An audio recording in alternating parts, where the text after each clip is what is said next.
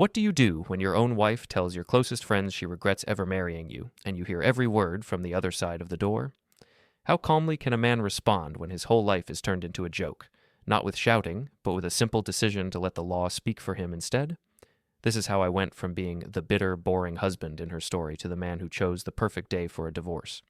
Before we dive deeper into this story, I have one small request. Please subscribe, drop a like, comment, and hit that hype button to boost this channel so more people can discover these incredible stories. I did not wake up one day suddenly wanting a divorce. For a long time, I believed that patient love, steady work, and small routines could keep a marriage safe. I thought that if I stayed calm, if I gave space, if I did not shout, things would slowly return to what they were. But regret can grow quietly, like a stain you do not notice until it reaches the center of the room. My wife, Tessa, did not keep her regret inside our walls. She turned it into stories, jokes, and captions, told to my friends and to strangers who only knew me as the boring husband. At first, I tried to ignore it. I told myself that people said cruel things when they were tired or angry. Then I stood in a hallway and heard her tell my own friends that marrying me was a mistake. That was the moment something in me became very still. I did not break anything, and I did not beg.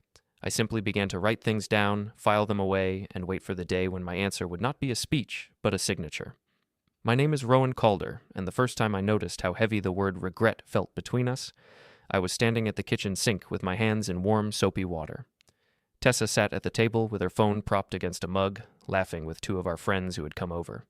She said that she had always been the wild one in her group, and that she could not believe she had married someone as safe and predictable as me. They laughed, and one of them said that at least I paid bills on time. Tessa replied that being responsible did not mean being interesting. I dried my hands and brought more snacks to the table, listening as she described herself as a storm and me as a quiet pond. I tried to smile, but the joke landed in a place that was not funny at all. For years, I had believed that her dramatic style and my calm nature balanced each other. I thought that when she made jokes about my boring hobbies or my quiet weekends, it was just her way of filling silence. Lately, though, something in her tone had changed. She said that she sometimes felt like she had settled for safety instead of living a bigger life. She said this while looking at her friends, not at me, as if I were not even part of the question. When I tried to join the conversation and mentioned a small trip I was planning for us, she said that my idea of romance was a budget hotel and 2 early nights. They laughed again. I told myself to breathe slowly and not let my face show how much it hurt. That night, after they left and the apartment went quiet, I suggested that the jokes were starting to feel less like jokes. I said that I understood she needed to vent sometimes, but hearing her talk about her life as a mistake while I stood in the same room was not easy. She said that I was being too sensitive, that everyone complained about their partners, and that it did not mean anything serious. She told me that if I could not handle a few honest comments, then maybe I did not really understand her. I replied that I was trying to understand, but it was hard when the words landed like small cuts. She shrugged, picked up her phone, and lay back on the bed, scrolling. I stood at the doorway for a while, feeling like a guest who had stayed too long at his own party. Over the next days, the word regret began to appear more often, not always in big dramatic speech, but in half sentences and small remarks. Tessa told Maya on a video call that she sometimes wondered what her life would look like if she had chosen someone more exciting instead of the safe option. She said that stability was nice, but passion was better.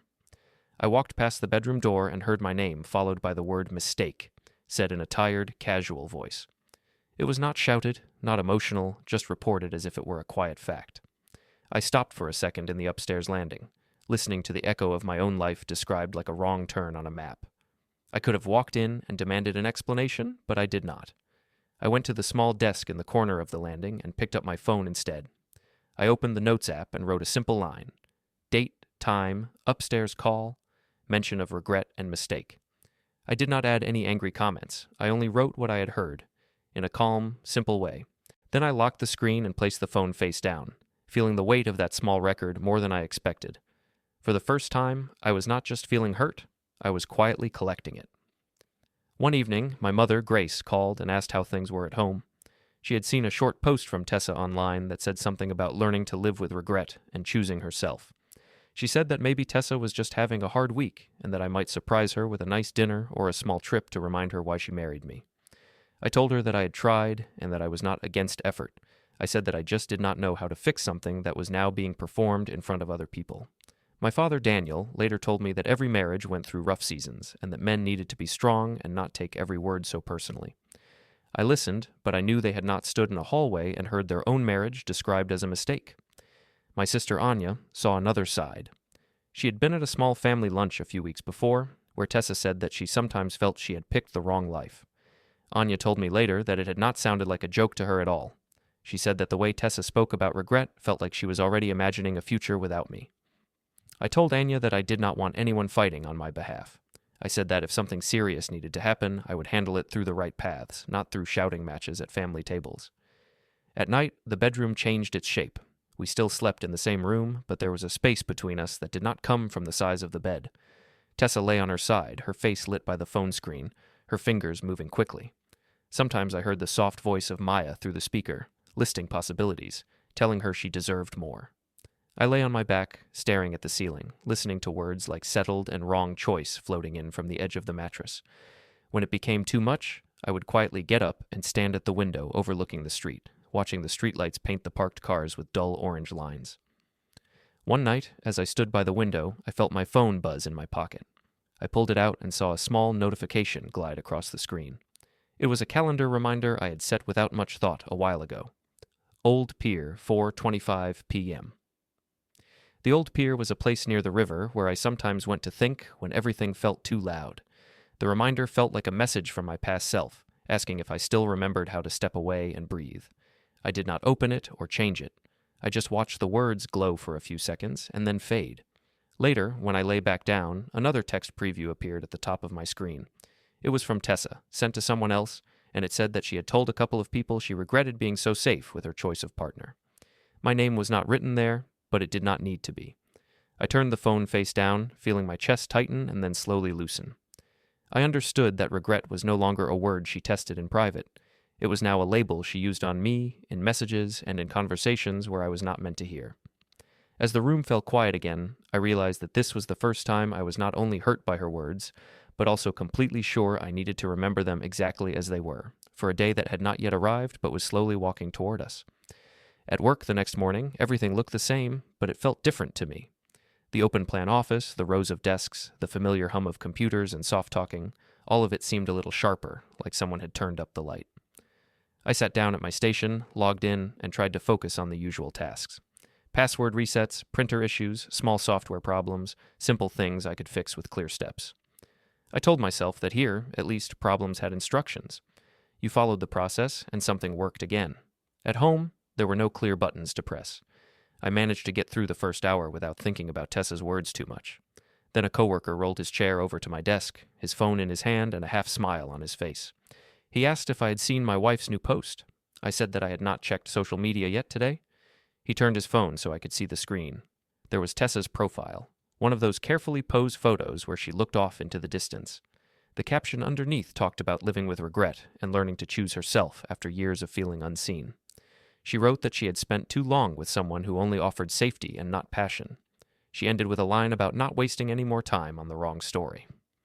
My coworker laughed in a nervous way and said that she wrote like a poet. He added that it was brutally honest but brave. I stared at the words and felt something inside me step back. There was no name there, no direct mention of me, but everyone at that desk cluster knew who her safe, stable, wrong story was. I handed his phone back and said that Tessa liked to write dramatic captions. I told him it was just her style. My voice sounded normal in my own ears, which surprised me. He shrugged, said that at least she seemed passionate about life, and rolled back to his desk. In the break room later, I poured myself coffee while two colleagues stood near the fridge, talking. They did not see me at first. One said she had read Tessa's post and thought it was brave to admit regrets like that in public. The other replied that at least Tessa was honest and not pretending everything was perfect. Then one of them mentioned that it must be strange to be the partner in that kind of post, knowing you might be the regret. They laughed quietly. I stirred sugar into my coffee and listened to the spoon hit the sides of the cup. The sound was soft but steady, more controlled than my chest felt. When they noticed me, they both went a bit quiet. One of them said it was all in good fun and that social media was never the full truth. I said I understood and that people used those spaces to process feelings. I added that if anything serious was wrong, it would be handled in other ways. They nodded, but I could see in their eyes that the image had already settled. Me as the man someone wrote about when talking of wrong choices and wasted time. Back at my desk, I opened a new spreadsheet. The blank grid looked calm and clean. I wrote a simple header. Events. Then I made 3 columns. Date, place, description. In the first row, I typed the date of the night I heard Tessa tell Maya she sometimes felt she had picked the wrong life. Under place, I wrote upstairs landing call. Under description, I wrote a short, neutral sentence. Mention of regret and settling for safe choice. In the next row, I added today's date. Place, Instagram post. Description, caption about living with regret, years with wrong story, choosing herself. I did not add how it made me feel or what I thought about it. I only recorded the facts. As I filled in those first lines, I felt an odd mixture of sadness and clarity. This spreadsheet would not change her words, but it would keep them from shifting in my memory. If someone later tried to tell a different version of events, I would at least have a simple, ordered record of what was really said and when. I saved the file under a plain name, just a string of letters that meant nothing to anyone but me. Near lunchtime, my manager, Nora, stopped beside my desk.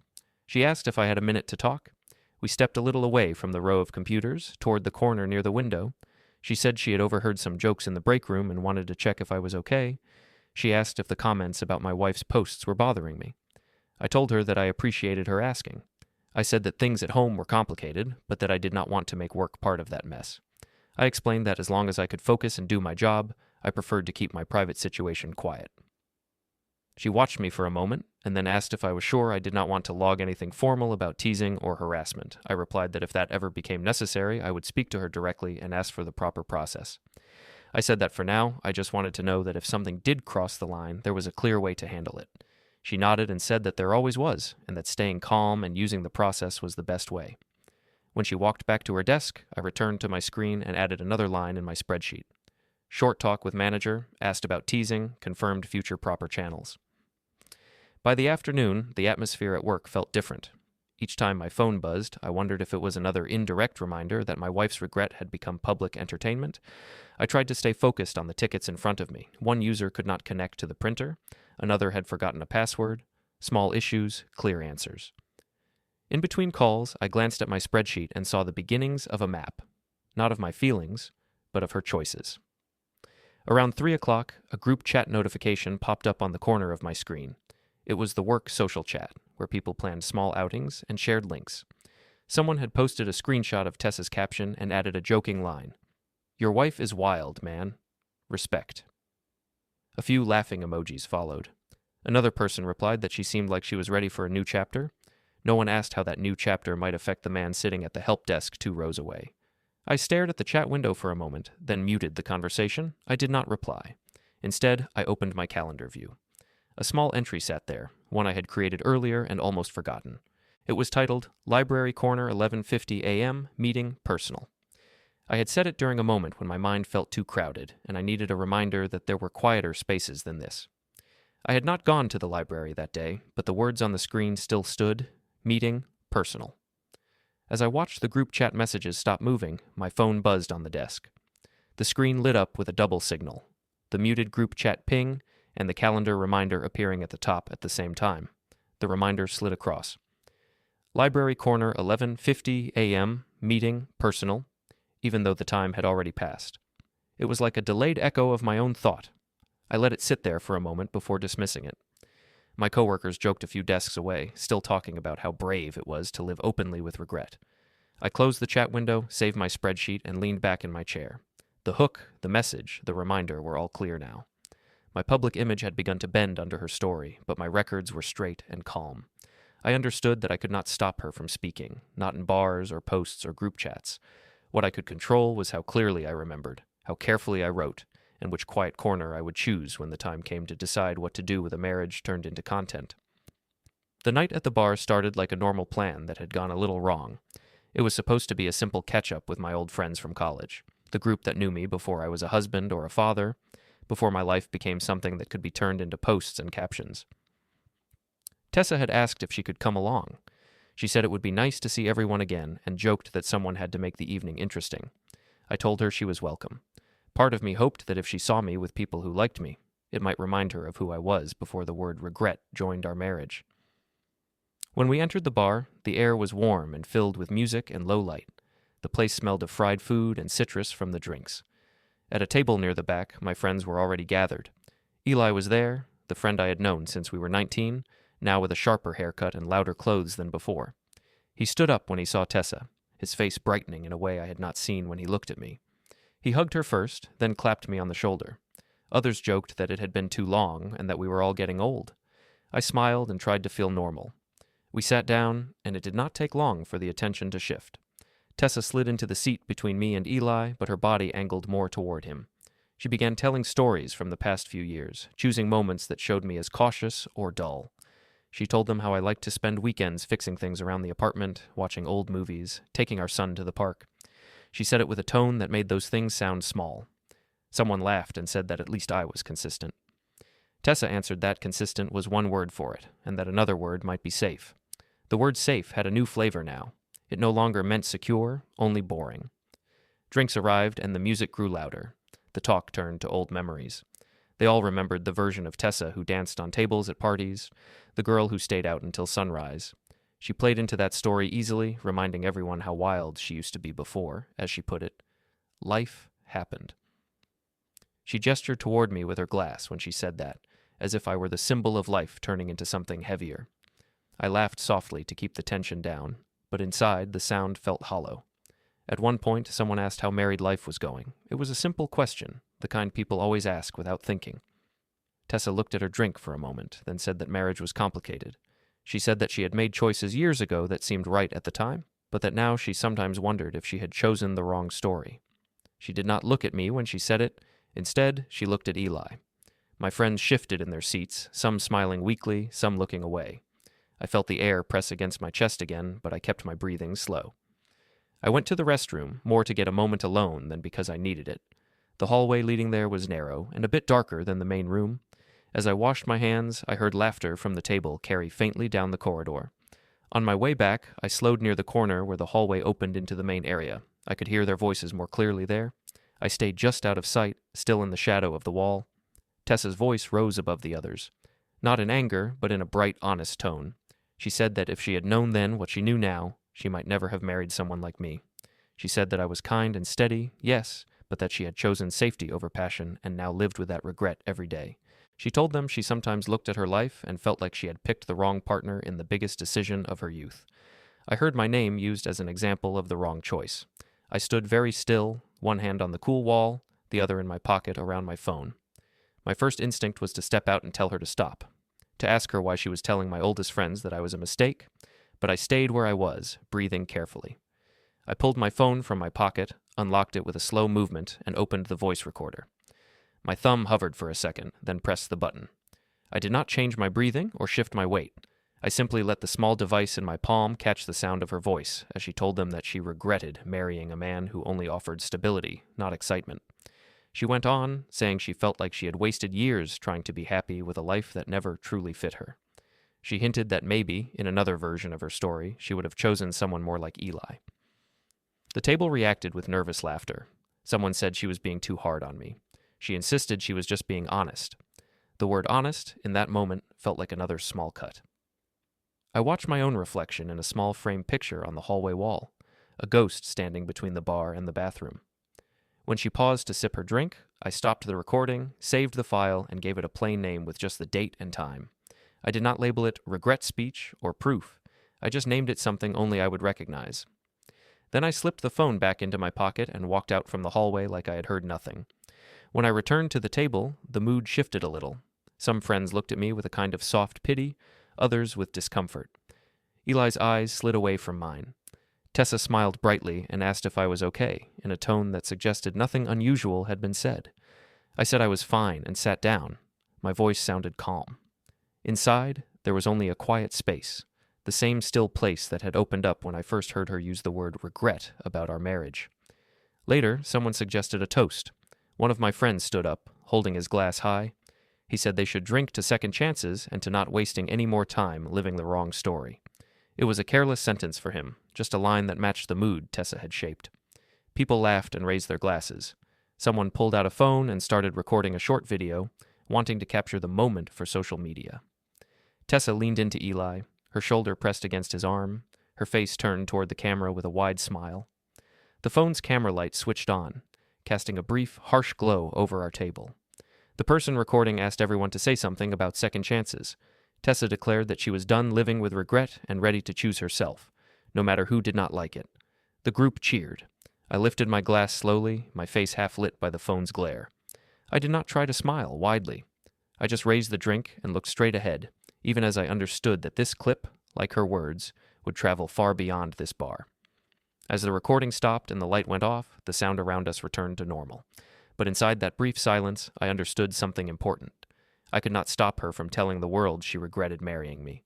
I could not stop people from cheering for that story.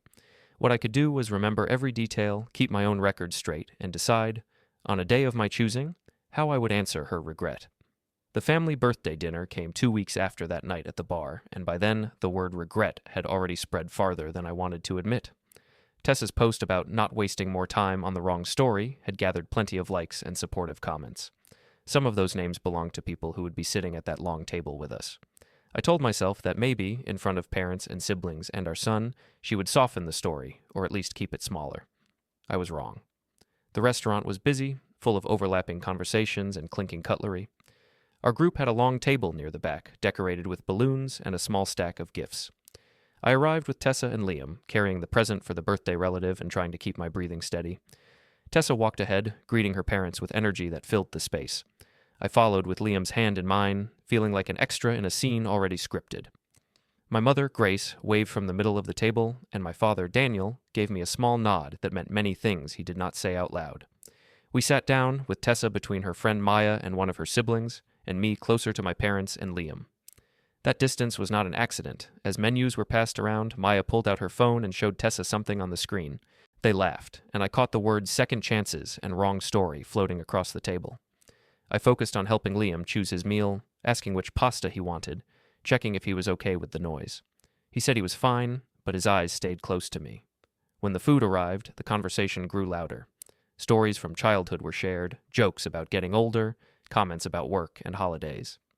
It all sounded normal until someone asked Tessa how things were going with her new mindset. The question came from one of her cousins who followed her online and clearly enjoyed the drama. Tessa smiled and said that she had finally stopped pretending everything was fine. She said she was tired of living with regret and had decided to be honest about the fact that her marriage had not turned out how she hoped. The table quieted just enough for her words to travel clearly. Maya nodded and praised her for being brave. She said that too many people stayed stuck in wrong relationships out of fear, and that Tessa deserved a partner who matched her energy. Tessa added that she had spent years with someone who gave her safety but never passion, and that she now felt like she had wasted her best years trying to fit into a life that did not fit her heart. She did not say my name, but she glanced toward me as if to make sure I heard. A few relatives shifted in their seats. Some looked at their plates. My mother looked uncomfortable, her fork paused halfway to her mouth. My father's jaw tightened, but he stayed silent. My sister, Anya, who was squeezed in near the end of the table, stared at Tessa with open disbelief. On Tessa's side, her mother nodded approvingly, saying that people should not live in regret and that it was good Tessa was finally speaking her truth. Her father looked like he wanted to change the subject, but the words had already landed. I could feel the expectation around me, a quiet pressure waiting for my reaction. The old version of me, the one who thought calm would save everything, wanted to say nothing and hope the moment passed. The new, still version of me knew that silence could turn into agreement in other people's memories. I put my fork down and spoke in a level tone. I said that I understood people had feelings and doubts, and that marriage could be difficult, but I also said that hearing my life described as a wasted story, repeatedly and publicly, while I sat at the same table, was not simple honesty. I added that it felt less like truth and more like a performance that turned me into a villain for choosing steady love. The table shifted again. Some eyes met mine, others dropped away. Tessa said that she was not performing anything, that she was sharing her experience. She repeated that she had a right to say she regretted marrying someone who could not meet her where she was. She claimed that I had never really fought for her or pushed myself to grow. Maya supported her, saying that if I felt uncomfortable, maybe I should ask why I had given her so many reasons to regret. An in-law near Tessa said that if I could not make her happy, it might be kinder to let her go, instead of forcing her to stay in a life she openly regretted. My mother spoke quietly, saying that some things were better discussed in private. My father muttered that the middle of a birthday dinner was not the place to talk about wasted marriages. Anya's eyes flashed, and I could tell she wanted to say more, but she held back when she saw the look I gave her. I did not want a shouting match between our families. I wanted them to remember that I stayed calm, even when my own wife used the word regret like a flag she waved above my head. I told Tessa that I would not fight her in a restaurant. I said that if she truly believed she had made a mistake, that was her right to feel, but it did not give her the right to turn me into a public symbol of failure every time she wanted attention. I said that I was not perfect, but that I had been present, steady, and faithful, and that I did not accept being spoken about like a bad purchase someone wanted to return. My voice did not rise. I simply set the boundary with words that fit neatly between the plates and glasses. Tessa shook her head and said I was making it about my pride instead of her pain. She said I cared more about how I looked than how she felt trapped. Then she turned away and started a new conversation about travel plans with Maya and her sibling, effectively ending the discussion on her terms. The rest of the meal moved forward, but the air felt heavier. Laughter sounded forced. Liam picked at his food, glancing between his parents. After the plates were cleared and dessert was ordered, I suggested taking Liam outside for some air while everyone finished their coffee. We walked to the small park across the street, where a few benches faced a modest playground. The evening was cool, and the lights from the restaurant glowed behind us. Liam climbed onto the bench beside me and swung his legs. For a while, we watched other children chase each other near the slide. Then he asked if I was mad at his mother. I said that I was upset about some things she had been saying, but that I did not want him in the middle. He said that he had heard her talk about regret a lot lately. He asked if she regretted him too, or only me. The question was small and simple, but it cut through everything like a knife. I felt my throat tighten, but I forced my voice to stay even. I told him that his mother and I both loved him, that he was never a mistake, and that grown-ups sometimes said things they did not fully understand in front of people they should not include. He stared at his shoes and asked if we would still come to this park together if his mother decided she wanted a different life. I looked at his small shoulders, the way they curled in, and realized that every public regret speech Tessa made did not just hit me, it hit him too, even if he could not put it into adult words yet. I told him that whatever happened between the adults, I would always want time with him, in parks or anywhere else. It was the only promise I knew I could keep. Later that night, when we were home and Liam was in bed, I stood in front of the wall planner in the kitchen. A few days earlier, after the bar incident, I had taken a red pen and circled a date in the coming month without fully knowing why. It had been an instinct, a quiet mark of a line I might reach. Now, under the soft kitchen light, that circle looked brighter. I touched the paper lightly, thinking about Liam's question on the bench. I understood that this was no longer just about my hurt feelings. It was about whether I would let my son grow up watching his father treated like a living regret. As I stood there, Liam's voice echoed in my mind, asking if we would still sit in that park together, while my eyes rested on the red circled date on the wall planner, and I knew that whatever happened by that day would change the story for all of us. The week after the birthday dinner, I went to a small co-working cafe near the river. I chose a table in the corner where I could see the door and the windows. Around me, people typed on laptops and sipped coffee, their lives clearly separate from mine. I opened my own laptop and stared at the empty desktop for a moment. Then I created a new folder and named it with 3 simple letters that meant nothing to anyone else. Inside that folder, I made 4 more: home, bank, Liam, work. The names looked harmless on the screen, but they felt like quiet walls. I began moving things into those walls. Screenshots of Tessa's posts, carefully cropped so that the date and caption were clear. Short notes from my phone copied into simple text files. A list of times and places where she used the word regret in front of others. I did not add any insults or long explanations. I just recorded what had happened, like someone writing a weather report. After each small group of files, I pressed save. A Cloud Sync pop-up appeared in the corner. File uploaded successfully. The line was small, but it comforted me. At least some part of my reality now lived somewhere she could not easily rewrite. After I finished sorting the basic records, I took out a small USB stick and plugged it in. I copied the main folder there, watching the progress bar slowly fill. When it was done, I ejected the drive and held it between my fingers. It was light, but it carried years of effort, many small hurts, and the dates they happened. I slipped it into my pocket next to my phone and closed the laptop. Around me, the cafe sound went on as if nothing important had happened. Later that day, I stepped out into the hallway of the co-working building, put on my headphones, and made a call. My voice stayed low. I chose my words carefully. I said I wanted general information about separation, about what options existed if a marriage had broken down. I did not mention names, did not describe Tessa as a monster, did not cry. I asked about processes, about what documents were usually needed, about how custody and finances were usually discussed when a child was involved. The person on the other end sounded calm and neutral. They talked about steps, about fairness, about time frames. I wrote short notes in my phone, simple bullet points with no big emotions, just instructions. When the call ended, I sat in the hallway for a minute and listened to my own breathing through the headphones. On the way home, I stopped at the supermarket to buy a few things for dinner. The store was crowded, carts bumping softly into each other, children asking for snacks. I stood in the checkout line with a basket of basic items. Behind me, a neighbor from our building joined the line. She recognized me and smiled. She said she had seen some of Tessa's posts and hoped everything was okay. She added that Tessa seemed ready to start a new life, and that maybe it would be good for both of us. Her words were not meant to be cruel, but they landed all the same. I told her that if any changes came, I wanted them to be handled calmly and properly. I said that sometimes people turned their private struggles into stories for others, but that real decisions did not happen in comments. She nodded, without fully understanding, and changed the subject to the price of fruit. When I walked back to the car with my bags, I realized how far Tessa's regret speeches had traveled. People who had never sat at our table now felt free to speak about my marriage like a show they followed. That evening at home, I moved through the apartment with new eyes. In the kitchen, I washed 2 mugs and placed them on opposite sides of the counter instead of together near the kettle. It was a small thing, but it matched the reality between us. In the hallway closet, I pulled out an old document box and checked what was inside. Contracts, insurance papers, school forms for Liam. I did not read them in detail yet, only made a mental note of what existed and where it was. After Liam was asleep, I sat at the small desk in our bedroom and unlocked the drawer where I had placed the thin binder labeled Utilities. It was thicker now than its label suggested, with notes and bills tucked neatly inside. I did not open it fully. I only slid it back toward the rear of the drawer and checked that the key turned smoothly. When I closed the drawer, the soft click sounded louder than it should have, like a line being drawn in pencil across paper.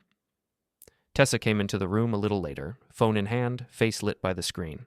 She said that she had told a few more people the full truth about how unhappy she had been and that it felt good to be honest. I asked if she meant the truth where I was the safe mistake and she was the brave one finally waking up. She rolled her eyes and said I was twisting things. She insisted she was only sharing her experience and that if people saw me as the problem, maybe I should ask why. I told her that I had spent years trying to be steady and kind, paying bills, caring for our son, fixing what broke. I said that none of that made me perfect, but it did not make me a regret either. I added that while I could not control what she said, I could choose how long I stayed as the character in her regret story. She laughed and said I was being dramatic. She asked what I planned to do, divorce her because she dared to tell the truth. For a moment, the old urge to argue rose in me, to throw her own words back at her. Instead, I swallowed it and kept my voice low. I said that I was done fighting about whether her regret was real or not. I told her that if she truly believed our marriage was a mistake, and if she wanted to live that belief in public, then one day soon it might match our reality on paper. I saw confusion flicker through her eyes. She asked if I was threatening her. I shook my head and said that I did not believe in threats. I reminded her that I had not shouted, broken anything, or tried to stop her from leaving the house. I explained that all I wanted now was to protect Liam and my own dignity. I said that if any formal steps were taken, I would handle everything properly, through the correct channels, without drama. The word properly hung in the air between us like a small weight. She crossed her arms and said I was trying to scare her with legal talk. I answered that I was not naming anything, only stating how I would act if this moved beyond speeches and posts. After she left the room, the apartment felt strangely quiet. I went to the living room and sat on the edge of the couch. On the table in front of me lay the small USB stick I had used earlier, now marked with the day's date in tiny letters. I picked it up, turned it between my fingers, then stood and walked to the hallway cabinet. Inside, among old folders labeled taxes and receipts, I taped the USB under one of the thicker files, pressing the tape down carefully. Anyone else would see only paper. I knew a different truth lived underneath. When I returned to the couch, my phone vibrated in my pocket. I took it out and saw a soft alarm slide across the top of the screen. It read, "Paper drop 9:15 a.m., a reminder I had set quietly for the coming week. The words glowed for a few seconds in the dim room. I did not dismiss it right away. I watched it, thinking of Liam's question in the park and the red circle on the wall planner. Then the sound faded and the screen dimmed, leaving me alone with the knowledge that the next time someone used the word regret about my life, it might be in a room where signatures mattered more than captions. The plaza outside the courthouse was bright and colder than I expected, as I walked up the steps with empty hands and a settled mind. Tessa was already there, standing near the entrance with Eli hovering at her side like a shadow. She said she wanted to talk about separation and how we could rewrite our story. I told her she had already rewritten it in front of everyone. A process server approached, confirmed her name, and handed her the envelope with a divorce petition and temporary orders for Liam. Inside, an elevator bell chimed, and I walked toward the doors without looking back.